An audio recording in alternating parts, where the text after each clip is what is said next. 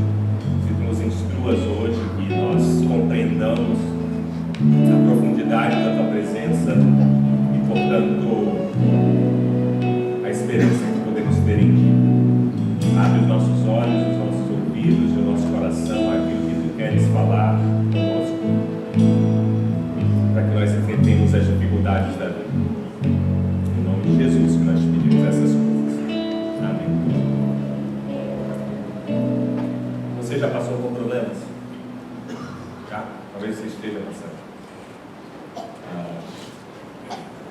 Como eu estava falando alguns segundos atrás, alguns minutos, muitas vezes no meio cristão, principalmente no meio evangélico, às vezes até aqui, até cantando músicas como essa, nós temos uma tendência de interpretar sempre estás comigo, sei que sempre vou vencer, como um aspecto triunfalista, um aspecto ufanista de nós não vamos enfrentar dificuldades. Hoje eu gostaria que, atentando para o que o Evangelho diz, até mesmo o que Cristo afirmou em várias das suas palavras, falando com os discípulos ou com multidões, de que isso não é realidade. E vendo que não é realidade, então, qual é a realidade? E como podemos caminhar pela vida de forma consciente e coerente com a realidade, mas muito mais confiantes no que Deus faz em nós, mesmo quando enfrentamos dificuldades. Sendo pastor já há quase 17 anos, o que mais escutamos nessa profissão ou nessa vocação são dificuldades. São dificuldades de casamento, são dificuldades financeiras, tantas vezes, são dificuldades de relacionamento, dificuldades emocionais, dificuldades até mesmo de compreensão do que Deus está fazendo na minha vida.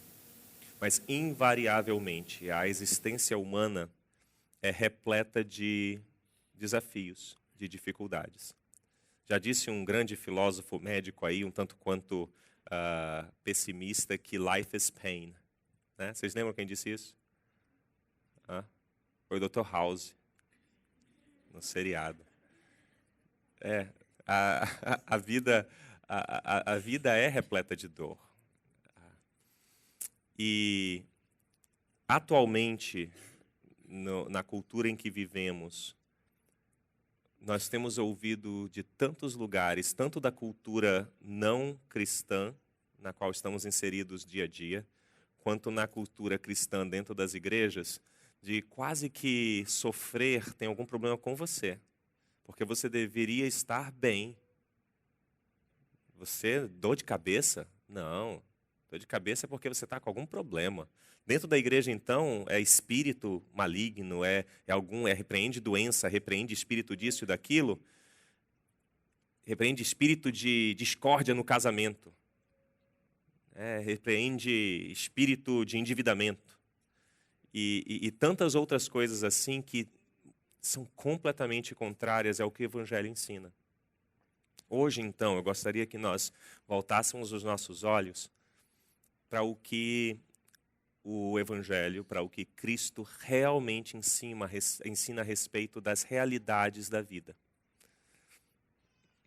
Antes de mais nada, é bom lembrarmos que já no finalzinho da estada de Jesus com a humanidade, ele afirma que no mundo tereis aflições. Ele afirma isso. Ele é quase lacônico.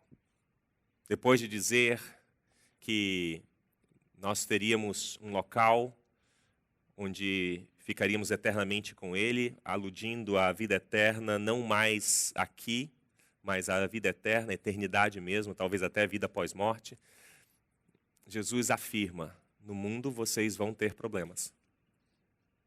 Ele não diz, se você não cumprir o que eu digo, você vai ter problema. Não. Ele não fala, se você for infiel, você vai ter problema. Ele não afirma, cuidado, se você quebrar alguma coisa, eu vou te castigar. Não. Nesse trecho ele diz, no mundo vocês, meus discípulos, vão ter aflições, tribulações, dificuldades, derrotas. Mas ele complementa. Mas tenham coragem, tenham bom ânimo. Eu venci esse mundo de aflições. Eu queria que vocês abrissem a Bíblia de vocês em Lucas 6 hoje. Porque hoje nós vamos conversar a respeito da vida e suas dificuldades, indo direto ao que Jesus disse. Lucas 6, talvez tenha sido até anterior ao que nós vemos em Mateus 5. O início de Mateus 5, que é um outro evangelho escrito por um outro grupo ou por uma outra pessoa. E no início de Mateus 5, nós vemos o que foi universalmente conhecido como as bem-aventuranças. Já em Lucas 6, ele é talvez mais direto na interpretação e na lembrança do que Jesus disse.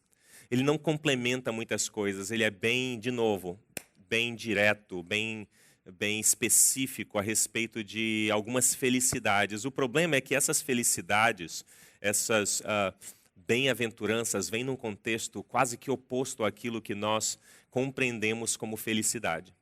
Olha o que o texto diz. Jesus desceu com eles e parou num lugar plano. Parece que Jesus está descendo de algum lugar mais alto. E estavam ali muitos dos seus discípulos e uma imensa multidão procedente de toda a Judéia, de Jerusalém e do litoral de Tiro e Sidom, que vieram para ouvi-lo e para serem curados de suas doenças. Os que eram perturbados por espíritos imundos ficaram curados, e todos procuravam tocar nele, porque dele saía poder que curava a todos. É interessante que em quase todos os momentos em que Jesus está com multidão, a multidão está lá na esperança de que suas necessidades e problemas fossem resolvidos. Você já parou para notar isso, que no Evangelho isso é uma constante? As pessoas que seguiam Jesus porque tinham nele a esperança de que as suas necessidades seriam supridas. Sempre. Chega uma multidão perto de Jesus e uma mulher, sem conseguir chegar muito próximo por causa da multidão, tenta tocar a barra da sua vestimenta para que, de alguma forma, ela fosse curada. E foi. Um outro cego, não sei se você lembra do cego Bartimeu. Quem lembra dele? Ele está pela rua e ouve falar que vai passar ali um curandeiro chamado Jesus, vindo de Nazaré. E então ele começa a gritar: Jesus, Jesus, filho de Davi, tem compaixão de mim. Gritar com todo o seu fôlego: Jesus, Jesus, tem compaixão de mim. Até que alguém chega com ele e cala a boca, cara. Ele não vai te ouvir, não. E parece que justamente por isso Jesus faz um certo desvio no seu trajeto. E não, traz esse homem. Ele deve estar gritando por algum motivo. Jesus pergunta: o que é que você quer? Eu quero ver. Jesus o cura. E tantas outras vezes, pessoas estavam procurando Jesus por necessidade. E nesse contexto, sempre havia um grupo de religiosos que não tinham necessidade. Não tinham necessidade alguma. Um grupo de escribas, que eram os mestres da lei, que copiavam a lei mosaica, copiavam provavelmente os primeiros 5 livros da Bíblia, ou Salmos, alguma coisa assim, e eles eram copistas, não tinha máquina Xerox. Eles eram a Xerox, e sendo a Xerox, eles estavam tanto em contato com o código judaico que eles acabavam memorizando isso e eram mestres da lei, eles eram os professores da lei. E tinha também os fariseus, que eram um partido religioso político, os saduceus e muitos outros partidos religiosos políticos que dominavam a época com várias interpretações. E com esses, Jesus sempre tinha problemas. Porque eles não chegavam com Jesus com necessidade, eles chegavam com Jesus com problemas. Problemas tipo a mulher adúltera, que é jogada por eles nos pés de Jesus, e talvez Jesus pensasse: o que é que vocês estão trazendo essa mulher para mim? Ela precisa ser cuidada por alguém. Não, a gente trouxe para apedrejar. Tá bom. Então atire a primeira pedra, aquele que não tem pecado.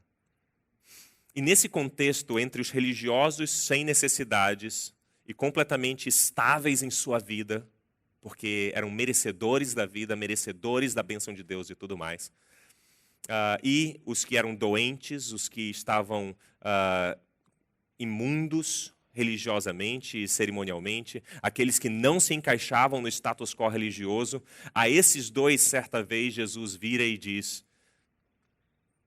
eu não vim para os sãos, mas sim para os doentes.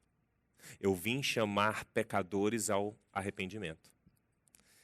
era para com esses, os doentes, os quebrados, os que tinham dificuldade de vida, que Jesus veio.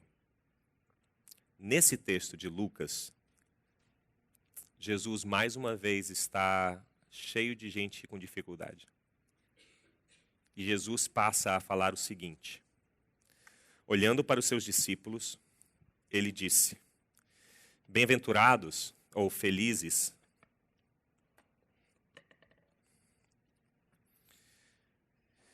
são vocês os pobres, pois a vocês pertence o reino de Deus. Bem-aventurados vocês que agora têm fome, pois vocês serão satisfeitos. Bem-aventurados vocês que agora choram, porque vocês haverão de rir.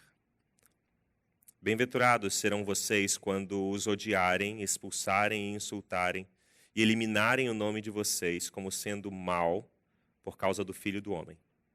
Regozijem-se, fiquem alegres nesse dia e saltem de alegria, porque grande é a sua recompensa no céu. Pois assim os antepassados deles trataram os profetas. É interessante que Jesus é um tanto paradoxal no que ele afirma ser felicidade. Falando aos que mais sofriam na época, e talvez os que sofriam na época tivessem uma vida parecida com que hoje aqueles que estão fugindo dos conflitos no Oriente Médio estão experimentando. Acho que essa semana ninguém deixou de ver o drama dos que estão migrando para a Europa por causa dos conflitos. Vocês conseguem conversar comigo e falar um pouquinho sobre o sofrimento deles? Qual é o sofrimento deles? Inexplicável. Mas vamos tentar explorar um pouquinho o sofrimento deles. Às vezes isso contextualiza-se com o nosso sofrimento. Qual é o sofrimento deles? Dos retirantes da Síria. Fala comigo. Oi? Hã? Os ataques do Estado Islâmico, eles estão sendo perseguidos. Religião. Eles não podem nem exercer a sua própria religião, eles não podem adorar a Deus do jeito que eles entendem adorar. O que mais? Eles têm onde dormir? Fala mais alto, desculpa. Perdeu conforto, estabilidade, casa. Alguns perderam toda a família, muitos perderam esperança. É interessante que a época de Jesus, o Bashar al-Assad, o imperador da época, era romano. E fazia mais ou menos as mesmas atrocidades que hoje o ditador sírio faz. E é nesse contexto que Jesus fala aos seus discípulos e à multidão: vocês são felizes. Vocês são felizes porque vocês são perseguidos. Vocês são felizes porque vocês são pobres. Vocês são felizes porque vocês têm sede. Vocês são felizes porque vocês têm necessidade. E muitas vezes Jesus fala nesses paradoxos. Como podemos ser felizes se temos tanta necessidade? Como chegar para o pai daquele menino que apareceu na praia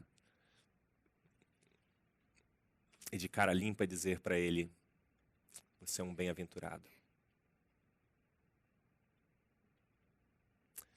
Uma das razões que eu acredito Jesus diz isso é porque aqueles que têm necessidade conseguem compreender a fonte do saciar da sua necessidade. Os que têm tudo e estão abastados não conseguem compreender de onde vem o saciar de sua fome. Todas as vezes que Jesus diz bem-aventurado, ele não só diz bem-aventurado como num pensamento sadomasoquista, você é feliz pelo seu sofrimento. Não por um segundo pense assim. Não é possível ser feliz pelo sofrimento. Mas as bem-aventuranças que Jesus afirma nesse texto em Mateus 5 são sempre complementadas pelo saciar da necessidade. Olha como ele diz, vamos novamente. Bem-aventurados vocês pobres, porque vocês têm um reino que não é deste mundo, não é esse reino que está fazendo vocês sofrerem, vocês têm um reino superior a esse. Bem-aventurados vocês que agora têm fome, porque vocês serão satisfeitos. Bem-aventurados vocês que choram, porque vocês irão rir. A bem-aventurança não vem pela necessidade, mas vem pelo saciar da necessidade e pelo saciar dessa necessidade em Deus. A verdadeira fonte do saciar. Não é assim que em outros momentos Jesus afirma que se você beber da água da vida que eu estou dando, você jamais terá sede? E tantas vezes nós interpretamos essas coisas como o povo interpretava naquela época. Exemplo, quando Jesus faz a multiplicação dos pães, a multidão fica satisfeita, sai de barriga cheia. Os discípulos, inclusive, uau, cara, esse homem tem poder, não vou mais passar fome do lado dele. E aí no outro dia Jesus meio que foge da multidão. Porque se você de alguma forma trabalha com seres humanos, chega uma hora que você precisa ficar sozinho, se sair para pescar. Né? Meu pai faz muito isso, quando ele cansa de gente ele vai para o peixe. Fica lá longe de todo mundo. Jesus nesse dia ele se afastou e de alguma forma a multidão descobriu onde ele estava e correu para lá. E aí porque Jesus tinha usado uma metáfora tão forte como um milagre, como a multiplicação dos pães, ele começa a falar então de um outro saciar. Um saciar ainda maior do que simplesmente o físico. Ele começa a se chamar de pão da vida. Vocês lembram desse trecho? Em que Jesus começa a dizer, vocês lembram que ontem aconteceu, ontem que vocês foram saciados? Eu quero falar com vocês de um saciar ainda, para vocês de um saciar ainda mais profundo, ainda maior. Vocês precisam se alimentar de mim. Vocês lembram o que aconteceu? A multidão se esvaziou. Começaram a ir embora, finalmente só ficaram os discípulos de Jesus. Jesus então vira para eles e pergunta, vocês também querem ir? E a resposta de Pedro é categórica. Pedro diz, para onde nós iremos se só tu tens as palavras de vida eterna? No nosso meio evangélico, de novo, se você não é evangélico, coloque seu pé para cima, relaxa. Tá? No nosso meio evangélico, nós temos vivido uma epidemia de encher barriga. Porque nós temos associado, muitas vezes, a bênção de Deus e a felicidade à prosperidade e ao preenchimento das necessidades físicas que Deus trará. E, invariavelmente, as pessoas que assim pregam usam o Antigo Testamento, lembrando o maná, lembrando a terra prometida de onde manava leite e mel, e de uma forma bem empolgada afirma para todos aqueles que estão ouvindo de você merece entrar na terra prometida. Pare de sofrer, porque Deus vai te dar um local onde vai manar leite e mel. Você pode estar passando pelo deserto, mas isso é só um ponto para você chegar num local em que a sua barriga será cheia.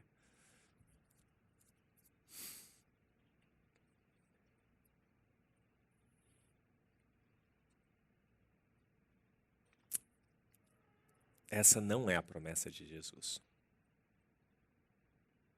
A promessa de Jesus é um saciar de vida. Até porque Jesus mesmo disse que no mundo vocês sempre terão os pobres com vocês. Eles sempre estarão convosco. Portanto, eu consigo ver nas bem-aventuranças que tantas vezes as nossas dificuldades materiais, físicas, dificuldades de saciar o concreto, a sede, a fome, a vontade de justiça.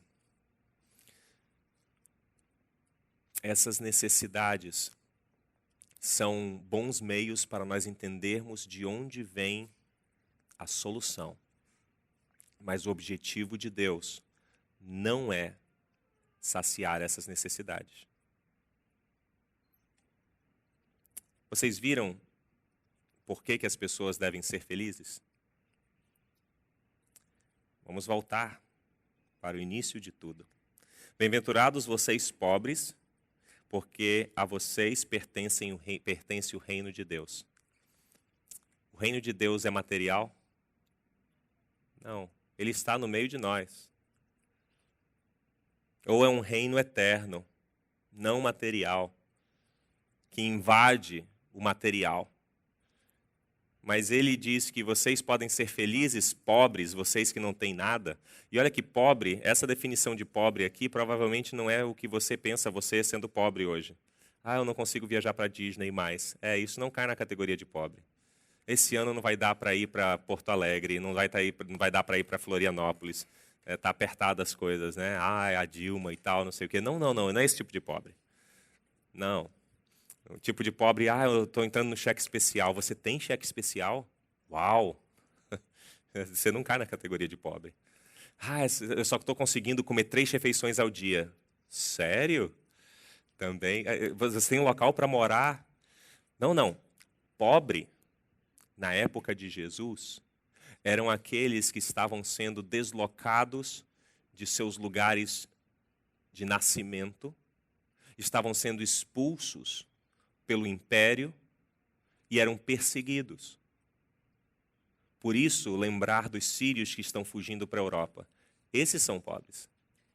Esses, quando veem uma mulher como a Angela Merkel, tem nela quase como Messias. Mas o que Jesus está falando para esses que estão em dificuldade, como aqueles sírios que estão em dificuldade, vocês podem ficar felizes porque o reino de Deus é de vocês. Algo imaterial. Ele continua, vocês têm fome? Fiquem felizes. Vocês serão saciados. Estão perseguindo vocês? Vocês podem ficar felizes. Porque assim eles perseguiram os que vieram antes de vocês.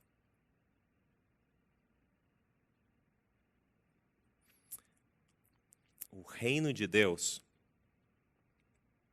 muitas vezes hoje associado à prosperidade daqueles que estão dentro dele, não é isso.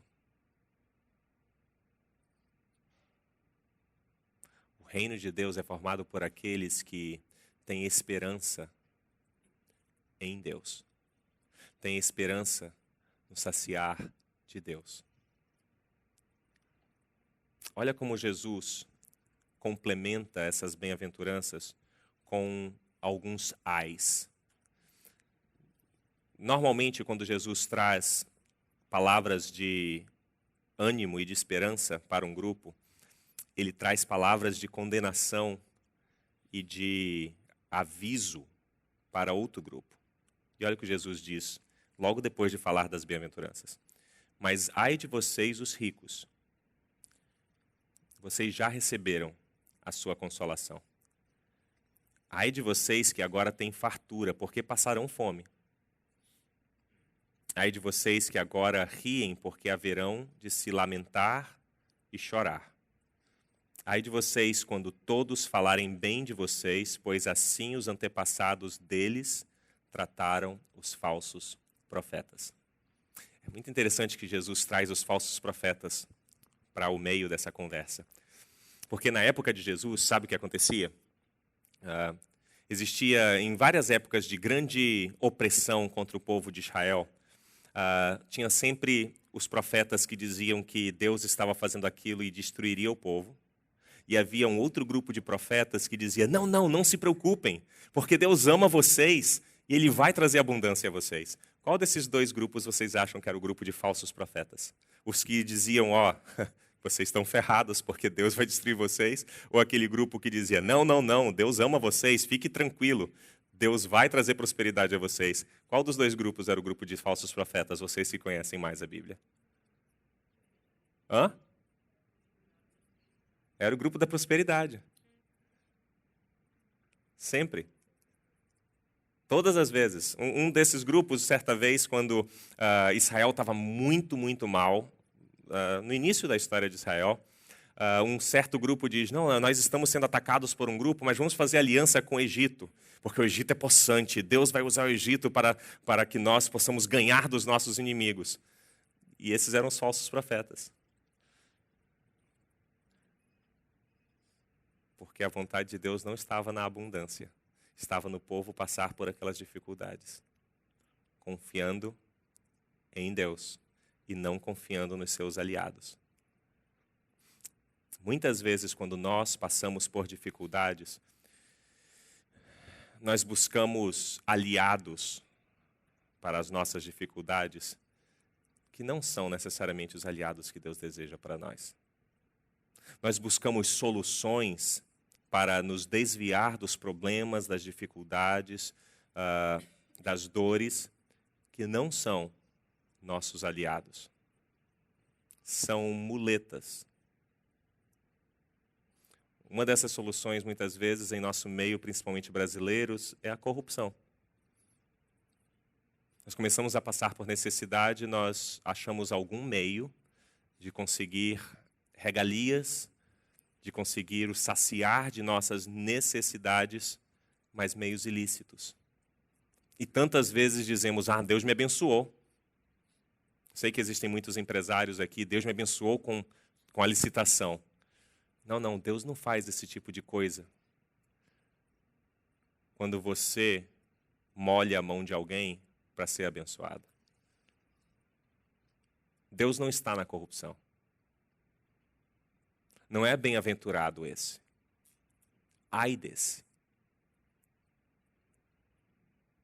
Ou, quando estamos enfrentando dificuldade no nosso casamento, e aí aparece ou um homem de boa fala, uma mulher de bom corpo.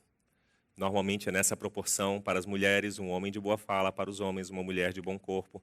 E aí muitos vêm e falam assim, Deus me abençoou. Como? Deus mandou uma outra mulher para mim. Eu posso descartar a minha aqui, a mulher rixosa, chata pra caramba. Deus trouxe a bênção. Eu sou bem-aventurado porque Deus... Não. Você sabe quem é o bem-aventurado? Bem-aventurado é você quando a sua mulher estiver enchendo o saco.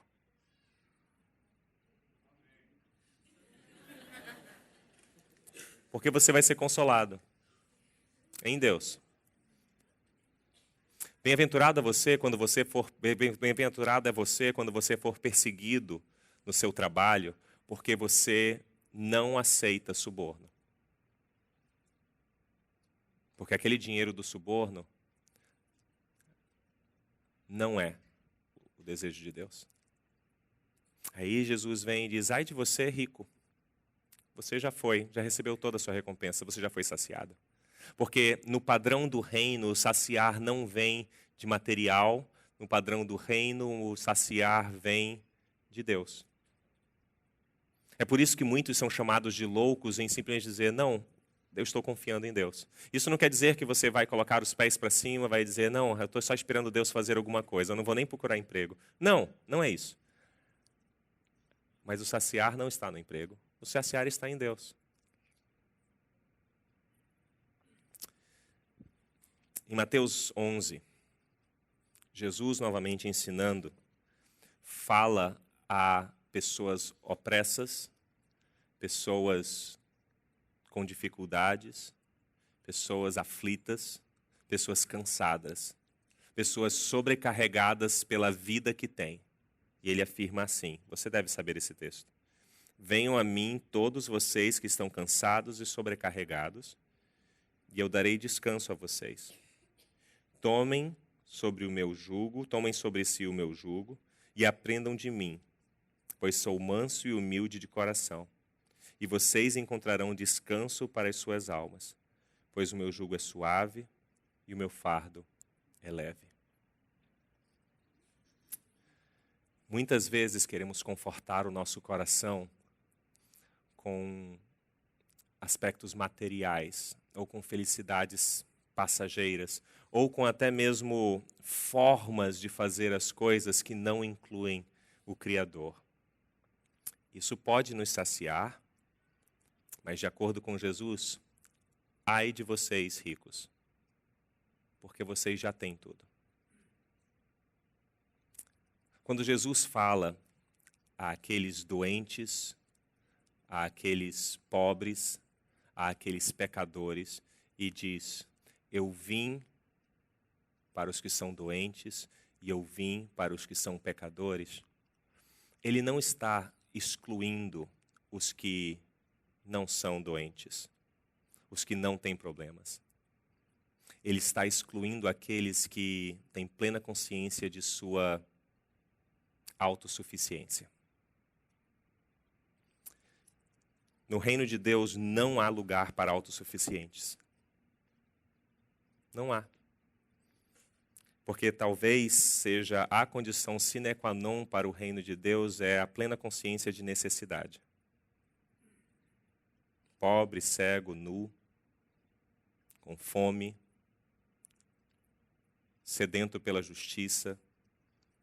Esses são aqueles que têm consciência do reino de Deus, porque o saciar vem do reino.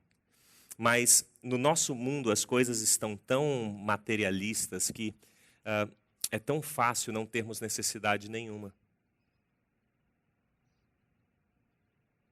E muitas vezes, ai de nós. E aí nós queremos colocar as dificuldades em bodes expiatórios. Naqueles que estão próximos de nós, ou no próprio governo. Dizendo, quando mudar o governo as coisas vão melhorar. Será? O problema todo é o PT. Acabou com o Brasil. Sim, muitas coisas sim já trouxeram dificuldades. Mas a sua esperança está no PT? A sua esperança está no governo? A sua esperança está no próximo ministro da Fazenda? A sua esperança está no PMDB dar o golpe na Dilma? A sua esperança está em ir no PSDB fazer milagre? A sua esperança está no governo? Ai de vocês. A sua esperança está no seu contra-cheque alto? Ai de você. A sua esperança está na sua saúde? Ai de você. A sua esperança está no seu pedigree? Ai de você. Porque bem-aventurados são os que são perseguidos, os que estão tristes, os que têm fome, os que têm sede, os que são injustiçados. Porque esses, e aqui está o pulo do gato, porque esses têm plena consciência que o seu saciar, a sua felicidade, o seu contentamento não estão aqui, porque aqui eles não têm. Tantas vezes é tão horrível termos. Um exemplo bem banal. Você conhece crianças que foram criadas em lares ricos, milionários, talvez multimilionários? Vocês conhecem crianças assim? Ou pessoas que cresceram nesse contexto de abundância? Quantos de vocês conhecem histórias ou até tiveram um contato pessoal de pessoas completamente abastadas? O que acontece com a geração que logo vem depois de quem construiu o império econômico, o império material, o império financeiro, milionários? O que acontece normalmente com a geração seguinte? Falem alto. Torra tudo. Eles têm. Agora, eles têm noção de quem trouxe tudo para eles? Normalmente não. É interessante tratar de crianças muito abastadas, e nós temos crianças muito abastadas aqui no nosso meio. Muitos de vocês são ricos. Na verdade, vocês todos são ricos. No padrão mundial, se nós formos ver as estatísticas mundiais, não existe um pobre aqui dentro. Não existe nem classe média aqui dentro. Mas, Winston, você não sabe o quanto é difícil para mim terminar o mês. Não, eu sei. Eu também passo a mesma coisa que você passa. Mas provavelmente você não entra na categoria nem de classe média alta. Provavelmente pelo mundo inteiro, comparando o mundo todo, você é ricaço.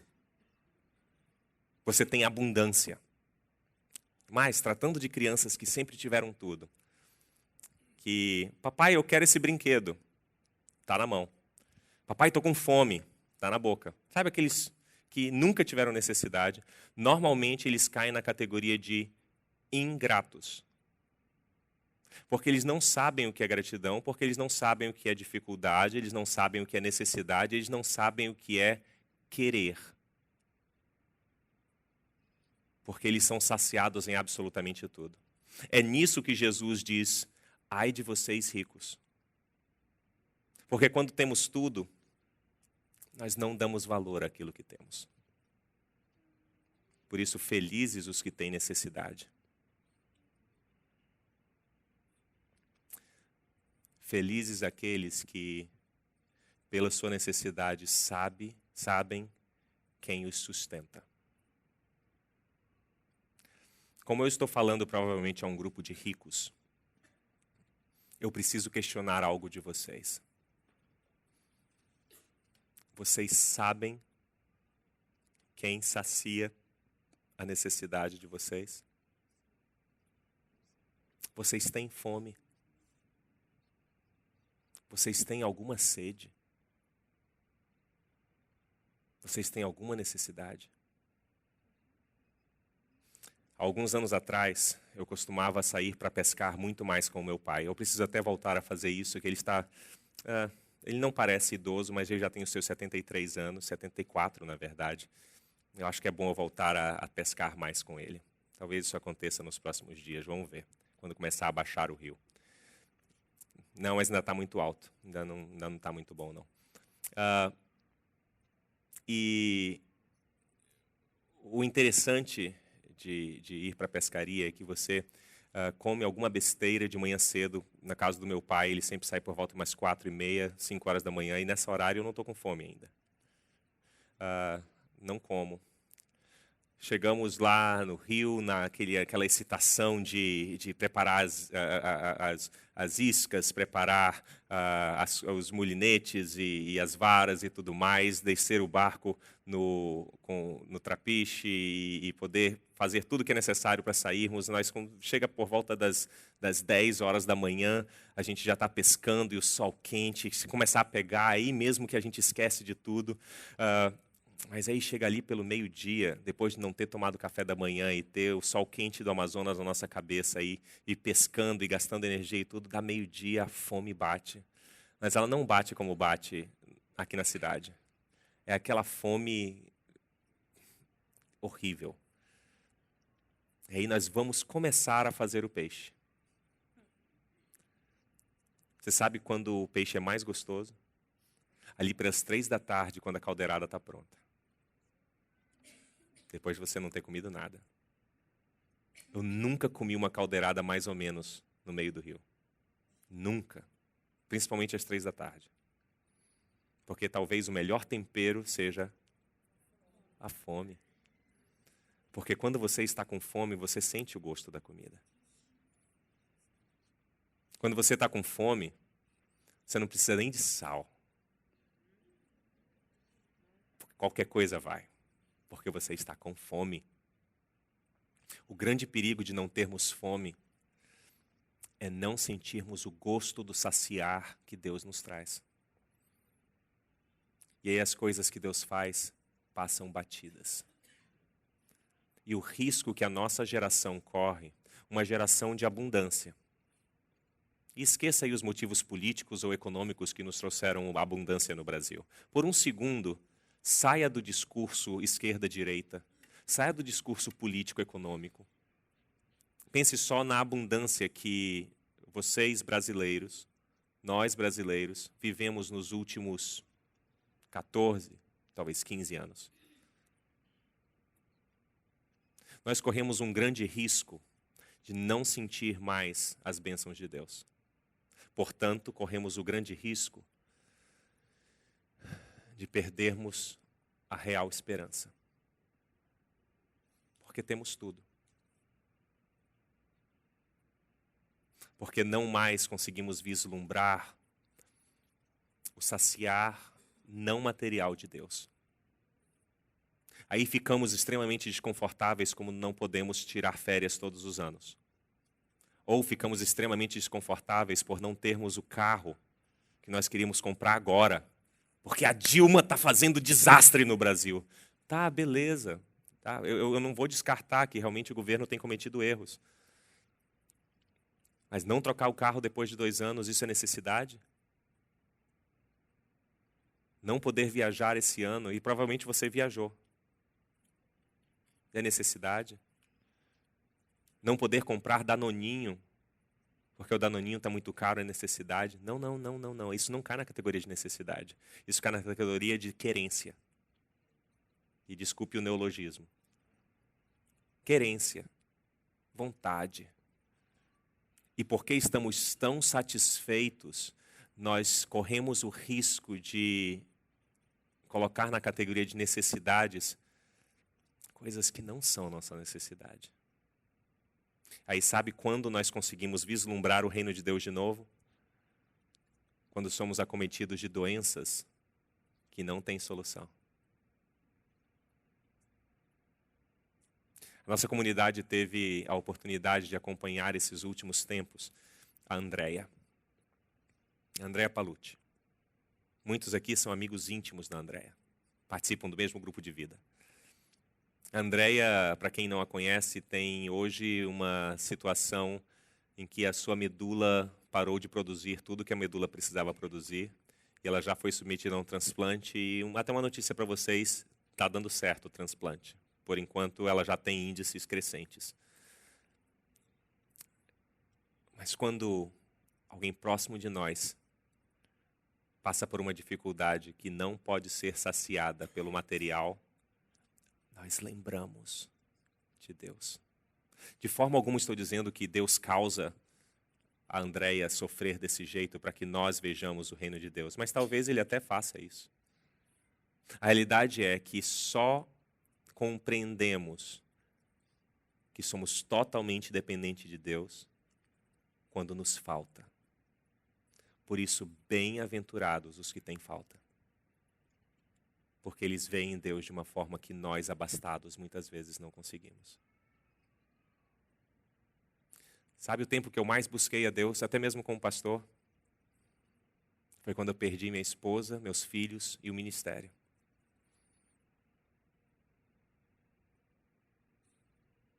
Eu tinha plena consciência da ação de Deus a cada dia.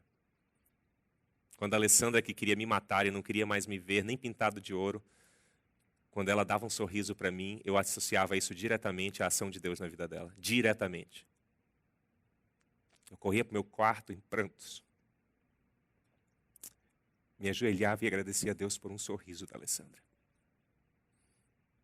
Na época em que eu e a Alessandra ficamos, inclusive, apartados de casa, tão grave foi assim o nosso problema de casamento. Quando eu podia ver os meninos,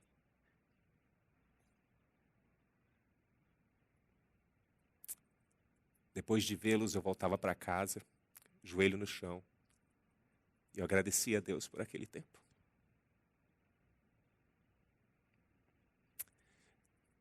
E muitas vezes eu me pego todos os dias com os meninos, meus filhos. E eu me pego semanas sem agradecer a Deus pelas suas vidas. Qual foi a última vez que você agradeceu pela sua saúde? Você é saudável.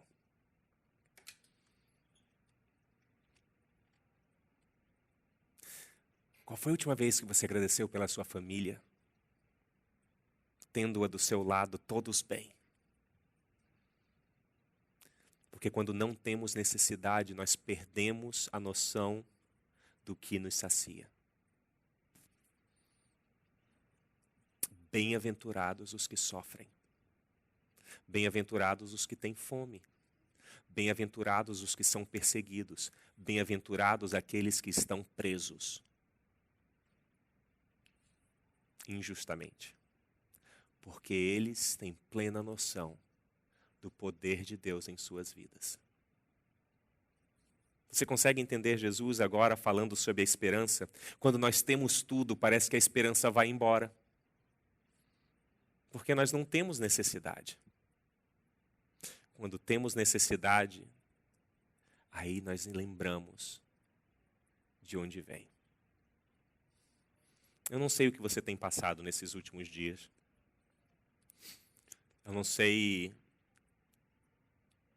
as coisas que Deus tem usado inerentes à sua própria vida para que você seja lembrado de onde vem tudo. Mas eu gostaria que essa manhã você fosse confortado pelas palavras de Jesus. Da seguinte forma: venham a mim todos vocês que estão cansados e sobrecarregados. Sabe qual é o primeiro requisito para chegar a Deus? Estar cansado, sobrecarregado e necessitado. Aqueles fariseus que conversavam com Jesus sempre acusando, aqueles fariseus chegavam a Jesus daquela forma porque eles tinham plena consciência de que eles não precisavam. Porque a lei, o cumprimento e o mérito deles de serem santos e irrepreensíveis, por mais que hipocritamente, faziam com que eles não necessitassem de forma alguma. Eles não tinham noção de sua necessidade. Agora, os pecadores e os que tinham fome, sede, doença e tudo mais, eles chegavam a Jesus tendo plena consciência de que eles precisavam. E aí quando Jesus diz, eu vim para esses, Jesus fala àqueles que têm consciência de sua necessidade. Não ter consciência de sua necessidade talvez seja a pior situação e o pior estado que qualquer ser humano pode passar. Portanto, tenha esperança. Mas sabe onde a esperança brota? A esperança brota na necessidade. E a esperança vem de um Deus que está conosco na dificuldade. Novamente, eu não sei a dificuldade que você está passando, eu não sei se é no seu casamento, eu não sei se é no seu relacionamento com os seus filhos, eu não sei se é financeira por ter perdido emprego. Alguns de vocês eu sei que estão já sofrendo as consequências da crise econômica do nosso país. Alguns de vocês estão passando, como a Andréia, por grandes dificuldades de doença.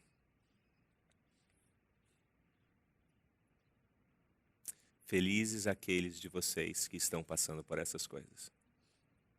Sabe por quê? Porque vocês têm plena consciência da sua necessidade.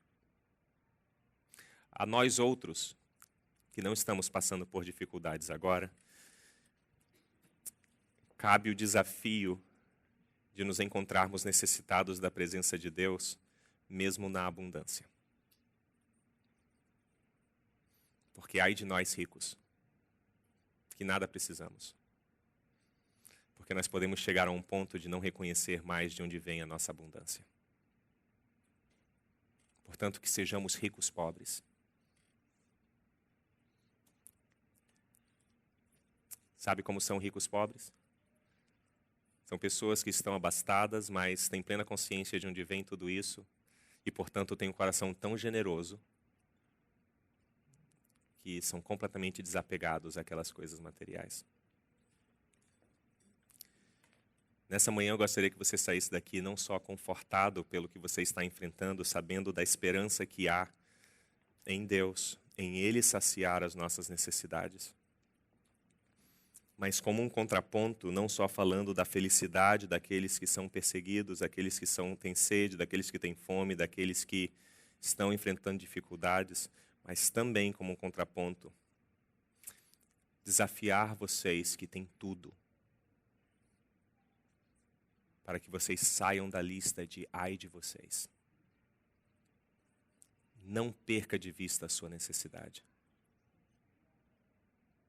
Não perca de vista a sua necessidade diária de relacionamento. Eu não sei muito bem qual é a expressão em português para isso, mas a grande maioria de vocês, até por serem muito abastados, entendem o inglês. Muitas vezes nós take it for granted.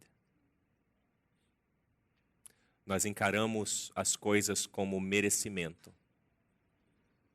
Minha esposa está aí, ela sempre vai estar. Os meus filhos estão aí, sempre vão estar, eu não preciso estar perto deles. Agradecer a Deus pelos meus filhos? Não, eles só me dão trabalho. Minha esposa, você não conhece minha esposa, eu nunca vou dar graças a Deus por minha esposa. A peste que está lá em casa. Ou meu marido, aquele cara, não vale nada. Isso é um papo de gente abastada. Sabe qual é o papo de pessoas solitárias? Eu queria ter alguém perto de mim. Qualquer pessoa. Sabe qual é o papo de pessoas que perderam toda a sua família? Eu só queria passar mais um segundo com eles. Sabe qual é o papo de pessoas que perderam absolutamente tudo e não têm onde deitar sua cabeça? Você tem pão.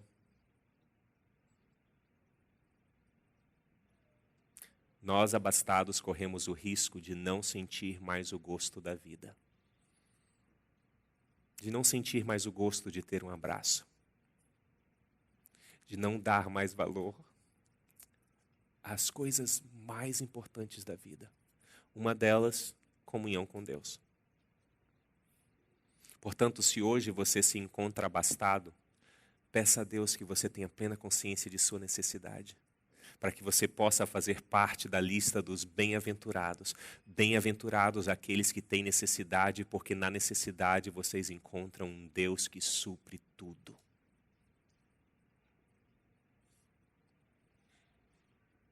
Então tenha plena consciência de sua necessidade.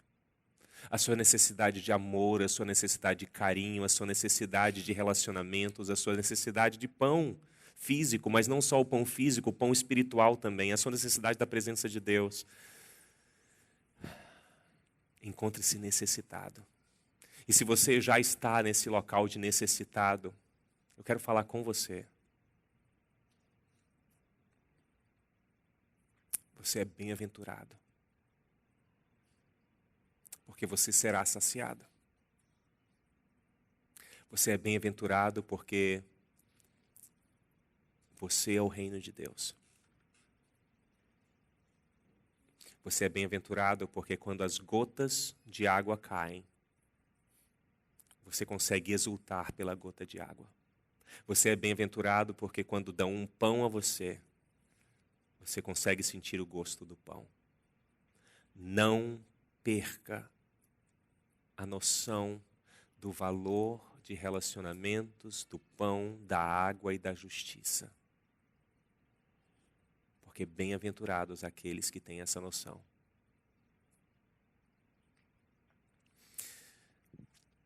Nós só podemos ter esperança de alguma coisa. Só podemos ter a esperança do amanhã, se tivermos essa consciência. De uma forma geral, na Bíblia, na verdade, quase que invariavelmente, essas coisas são associadas a Jesus Cristo e ao sacrifício dele e à ressurreição. Com palavras do Antigo Testamento, nós podemos usar que o castigo que nos traz a paz estava sobre ele, o nosso sofrimento estava sobre ele, as nossas transgressões foram levadas por ele. No Novo Testamento, as alusões são assim como ele ressuscitou, eu ressuscitarei. E de várias formas, a esperança está em Cristo Jesus. A esperança trazida por Deus. Uma esperança de relacionamento com Ele, uma esperança de renovação de vida com Ele, uma esperança de nova vida com Ele, uma esperança de vida eterna com Ele. E há muito tempo atrás, um autor escreveu um hino que em português ficou sendo conhecido como Porque Ele Vive. E é aí que vem o gosto. Quando estamos passando por dificuldades, porque Ele vive, eu posso crer no amanhã. Porque Ele venceu o mundo, eu posso crer que eu vencerei o mundo também. E o vencer o mundo não está associado a você ter prosperidade, o vencer o mundo está associado a você conseguir passar o próximo dia encarando as dificuldades, encarando os sofrimentos e vencendo-os com plena consciência de quem nos traz a vitória. Portanto, até mesmo num afã de lembrarmos de onde vem o nosso saciar, nós vamos terminar hoje cantando Porque Ele Vive. Porque Ele vive, posso crer no amanhã, porque Ele vive, temor não há. Pois eu bem sei que é dele o meu futuro. É? Se é, canta com a gente. Se não é, reflita novamente. Porque talvez você precise ter novamente noção da sua necessidade para voltar a ter esperança. Canta.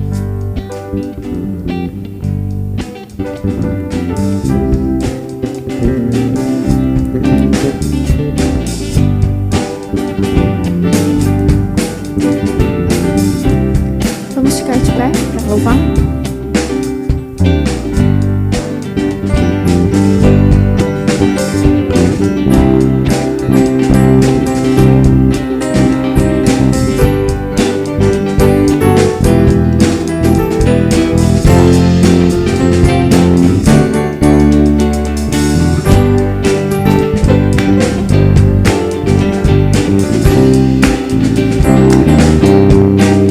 Obrigado, meu Deus.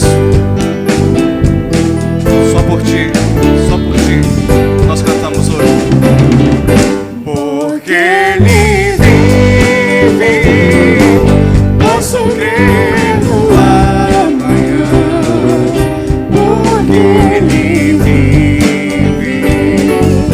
temor não há.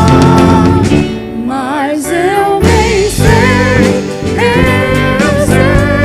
que a minha vida está nas mãos do meu Jesus, que vive está. Deus enviou seu Filho amado para morrer em meu lugar. Na cruz sofreu por meus pecados, mas ressurgiu. Aleluia! Porque Ele vive, posso crer no amanhã. Porque Ele vive, temor não há. Mas eu bem sei que a minha vida está nas mãos do meu Jesus, que vive está. E quando enfim chegar a hora em que a morte enfrentarei, sem medo então terei vitória, verei na glória o meu Jesus, que vive está. Porque Ele vive, Posso crer no amanhã, porque Ele vive, temor não há. Mas eu bem sei que a minha vida está nas mãos do meu Jesus, que vive está. mas eu bem sei Eu sei que a minha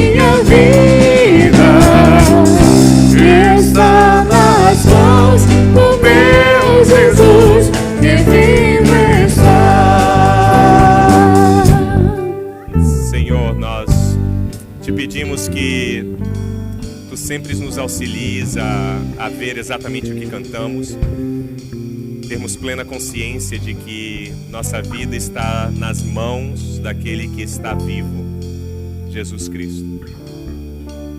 Senhor, no nosso meio há muitos que estão sofrendo agora. Nós lembramos da família Palucci, nós lembramos da família do Alexandre Robles, nós lembramos de tantos que estão enfrentando dificuldades em seus casamentos e com seus filhos, dificuldades financeiras também. Nós te pedimos, Senhor, que Tu não só os confortes, mas que preenchas as necessidades que eles hoje enfrentam e têm. E a nós outros que, na atual circunstância, a nossa maior dificuldade é uma dorzinha de cabeça aqui ou uma dor na coluna ali. Nós te pedimos que Tu tires de nós a pretensão de sermos autossuficientes e tenhamos plena consciência de que achamos em Ti o saciar de nossas vidas. Ajuda-nos a ter a plena consciência de dependência de Ti. Nós te pedimos isso, conscientes de nossa necessidade do Teu Filho amado Cristo Jesus. E é no nome dEle que nós te pedimos e te agradecemos por isso. Amém. Você pode sentar rapidinho? Nós temos 3 breves avisos hoje. O grupo, se você vai pegar alguém que está na reciclagem a bordo, eles devem chegar por volta das 4h30, 5 horas da manhã de terça-feira no Pier do Tropical. Eu não recomendaria você chegar tão cedo lá se eles não pediram para você estar lá, porque eles ainda vão tomar café no barco por volta de umas 7 horas.